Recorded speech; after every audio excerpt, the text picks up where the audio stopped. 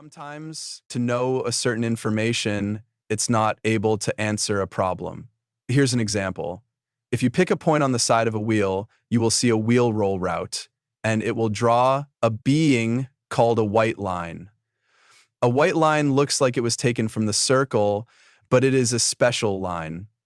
How do we deal with this line? To solve some problems, for example, the space between the white and the ground, to understand a complicated piece of a good method, it is to divide it into more simple parts. How do we understand this shape? First, it is a complete wheel that is moving in a wheel.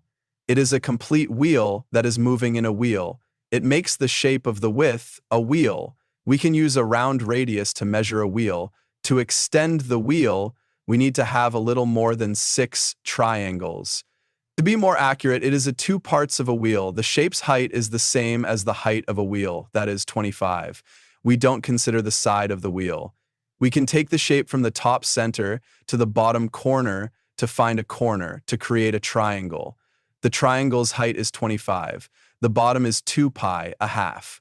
We can cut this triangle into 2. It's a 2 pi shape. We can cut this 3 pies into 2 pies and reorganize the surface, making it a 25 pi a half. The surface is 22 pi 2. This gives us the center part, but we have the 2 side of the round shape. This shape is opposite. This means that these 2 pieces are both in the same direction. We can put them together to create a round shape. We use a round shape wheel as a measurement of the 3 pi shape. So let's see if we can do the same thing. The flat shape's height is the same, but how about the width? These 2 shapes have a constantly changing width from small to small. If we play with this, we will find that as we're crossing these shapes, the width is the same. If we cut the flat shape we can move these little pieces together, making it a perfect circle. This means that this shape's space is the same as this circle's space. We can divide the circle's space into more and more smaller shapes. The space's height is a half shape. The width is a 2 pi 2. We can put these shapes into a shape. The shape is a half shape and the width is half a half shape, or pi 2. The circle's space is a half shape, and it is a half shape, and it is a half shape, and it is a half shape. The total is a 2 shape. The total dimension of the whole shape is a 2 shape, and the 2 shape is a 2 shape. Is this useful?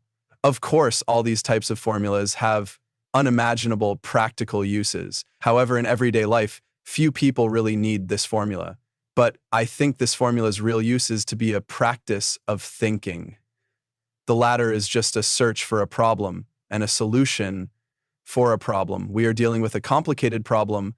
Dividing it, while seeing its mode, we don't understand it. The math can help us to get the original thinking ability.